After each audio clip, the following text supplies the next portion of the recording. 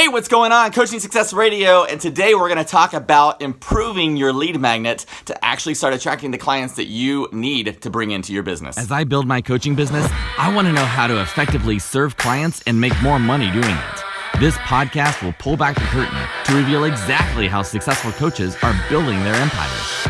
Join me as I engage with top coaches from all over the world to discover their secrets. No theatrics and no theory, just real-life strategy. My name is William Winterton, and this is Coaching Success Radio. All right, so I want to talk to you about lead magnets. Now, there's a good chance that you're using some kind of a lead magnet in your business to draw clients in. A lead magnet can be anything from an infographic to an ebook to a video, an email training series, really tons of ideas that you can use for a lead magnet. The problem I'm seeing right now, especially with coaches right now, is it is so hard to find a lead magnet that actually draws the right people in and is actually doing the right job. So many times I'm seeing people who are putting stuff up there that really isn't beneficial to somebody, and it's a lead magnet that really isn't helping anybody get anywhere. It just happens to be some of your old content that you've repurposed and put into a lead magnet. For example, somebody going in and just taking some of their content on how to get, let's say, Facebook leads, using paid ads, and they go in, they put something together that they've used 6 months ago, and they're like, here's the 6 steps to writing a good headline and whatever. Here, you guys, that can be found anywhere, okay? Your lead magnet has to be something that you can't just go on and Google the answer.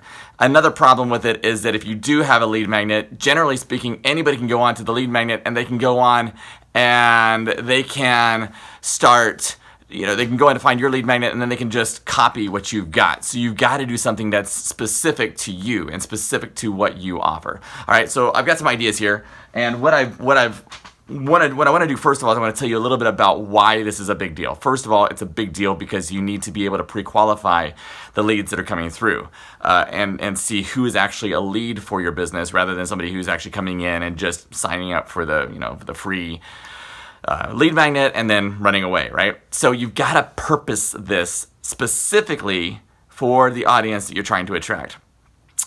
So if you're in the, I'm trying to overcome shyness, and I'm trying to be to where I can be more extroverted in my business, and I'm too shy, and I'm that kind of a client, and I'm the client you're attracting.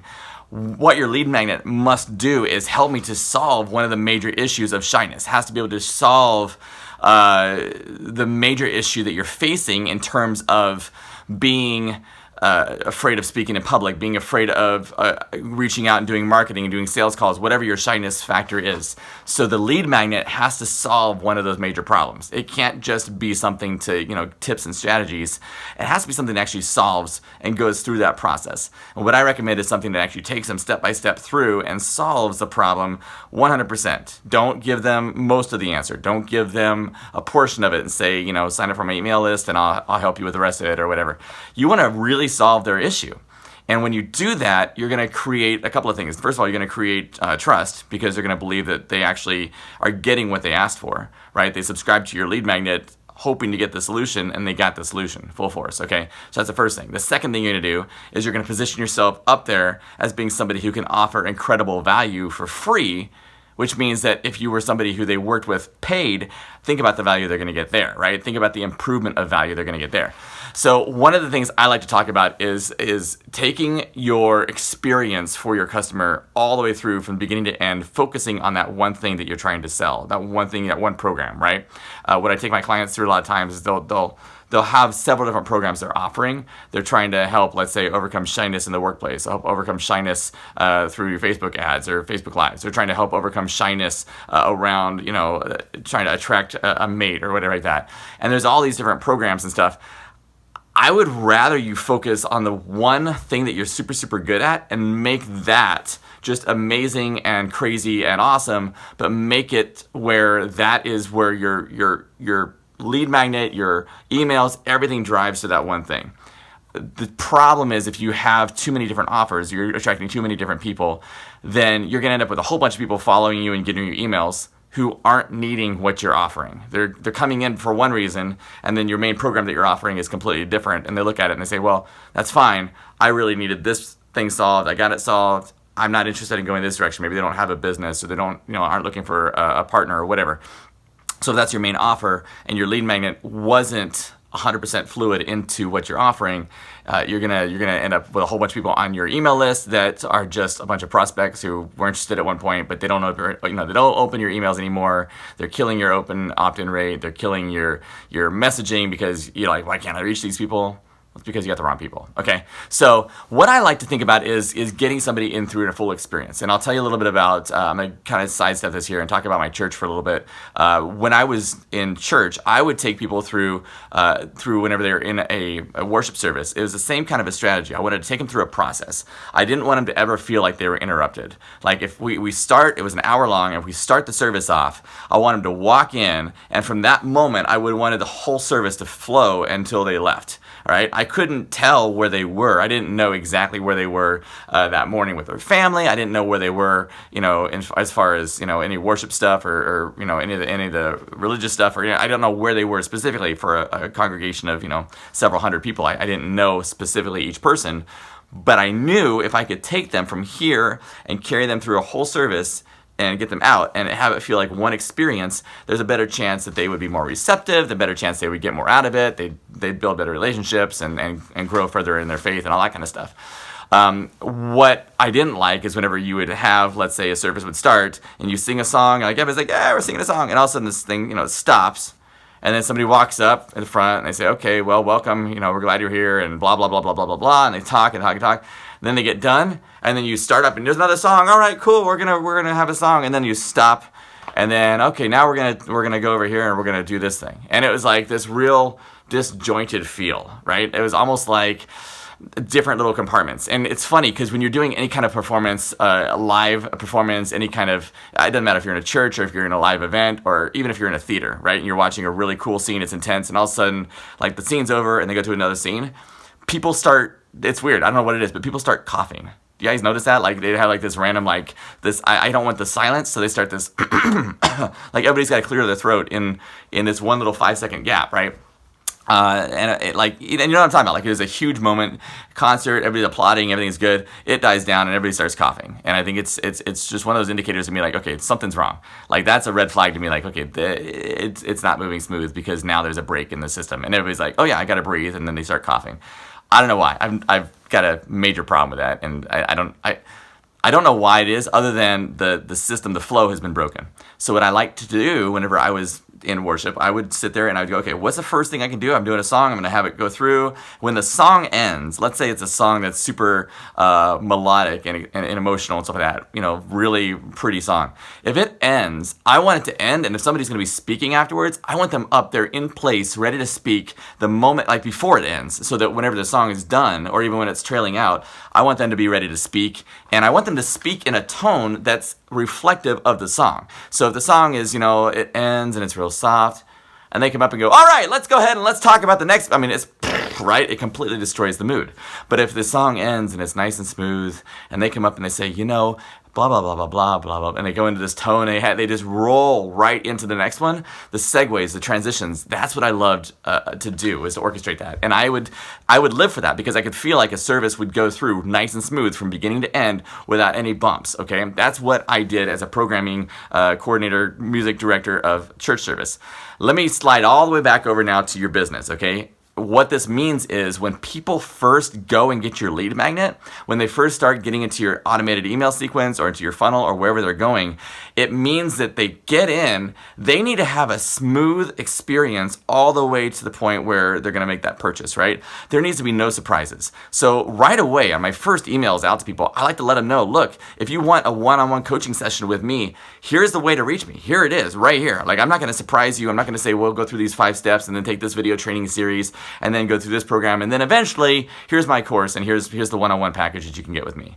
Like, I don't do any of that. I want them to go straight in, and I want them to feel smooth, like, okay, you can go straight to me right now. Or they can go through, they're not ready to go yet, cool, we're just going to keep sending them emails that keep them on the same pattern, the same flow, to eventually where they're making that decision to come in and be a client of mine one-on-one.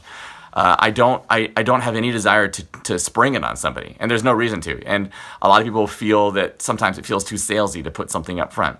No, they've opted in. They clearly know that you know what you're talking about in some regard. They know you must make money somehow. And I'm not afraid to tell people, like, look, here's how I make money. I have people come in and they coach, and I train them, and I help them. Let's talk about the lead magnet for just a second. And what it is that would actually give them. So I believe that you need to give them something they actually need and something they can actually use. And again, your lead magnet will get ripped off by people because they're going to be able to put an email address in, put a fake email in. Oh, cool, they got 21 steps to doubling your income in the next 30 days. Cool. They download that, they repurpose it, they retarget it, and boom, they've got a lead magnet for themselves, right? So you have to do something that's going to actually solve the problem and speak to the audience that you're actually helping and serving. This does a couple of things also. Number one, it helps to solidify you as this is the answer I give. This attracts the people that you want, and it kind of repels the people that you don't want. The second thing it does is that it will take your offer and it will make it super clear that this is what you solve. And if somebody else was trying to take your same offer from you, they would have to solve the exact same problem the exact same way you do in order to take your exact method, your exact strategy, right? So I'm okay to share everything that I do. And here's what I've done on my lead magnet. My lead magnet is very, very simple. I don't have an ebook. I don't have an infographic. I don't have, the 5 steps to whatever or, whatever.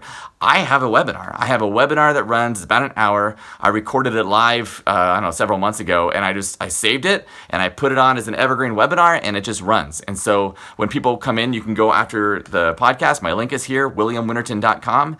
You apply, and who am I attracting? I'm attracting coaches who are trying to make 5 figures a month, who are relatively new in their business or have been going at this for a little while but not seeing the success they want. They are passionate, they're good at what they do, and they want to scale their business up. That's all I want. I don't want anybody else. I don't want people who are already successful. If you're already making 6 or 7 figures a year, I don't need to talk to you. Okay, you're not that's fine. You're not my ideal client. If you're in coaching kind of part-time and you're thinking about it, but you're like, I don't know, this is something kind of fun, don't really want you. Don't really have time to try and bring you through the whole round. I want people who are already coaching and already having some success and wanting to scale. If you're brand new to it and you're thinking like, man, this is exciting, I'm going to try this. Yeah, you can check it out, but it's not going to really drive anybody. And I'm going to tell pretty quick that it's not going to be attractive to somebody who has to start their business up from scratch and use this system, right? So I have a lead magnet that is specific to the audience that I want to serve. If you are a newer coach, newer being less than a year, maybe you've been in for a couple of years, but you're newer in the sense that you're not really developed yet. You don't have a system in place. You aren't making the kind of money you want to make. You're passionate, you're good at coaching, maybe you've got all your certifications and whatnot, but you just don't have the income coming in. Here's how you solve it. I take them to a webinar and I walk them through the exact process that I take my clients through. Okay? I don't leave anything out. There's details in there that I don't go into full detail, but I tell exactly that somebody could actually go onto my webinar, leave, and start doing all the things I talk about in the webinar and start ramping their business up. There's nothing holding back on that. What do I do instead? I have them go in, they watch the webinar, and then once they're on my email list, I say, hey, cool. You watch the webinar, let me know what you think, and if you have questions, let me know. If you are, really serious about this and looking to scale, let's do a one-on-one session. Let's talk. Let's work you through this. I don't want you doing this alone. Let's coordinate. And that's pretty much it. That's all I've got. And that has been wildly, wildly successful because I'm not fluffing it. If somebody is really in a place where they're desperate, they really want answers, they're not going to want your ebook. Okay, they really don't. They don't want your free PDF. They don't want your free report.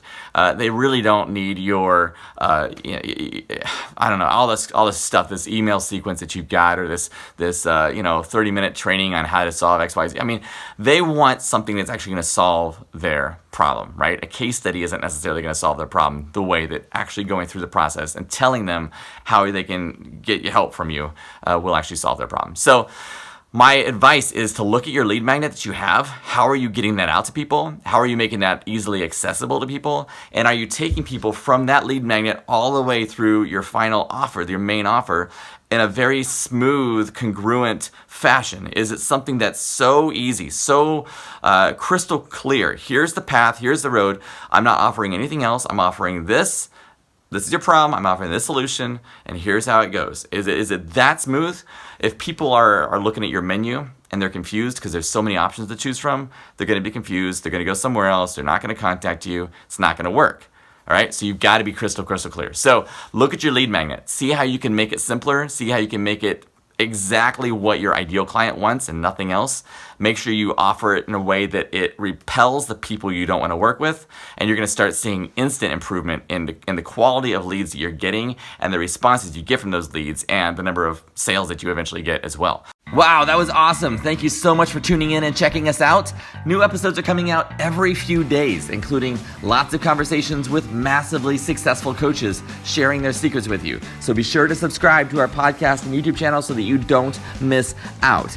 And if you're looking for a way to start making serious money from your coaching, you need to check out my free training. It's at williamwinterton.com. I lay out the step-by-step on how to start making 5 figures a month in the next 60 days. Check it out, williamwinterton.com. I'll see you next time.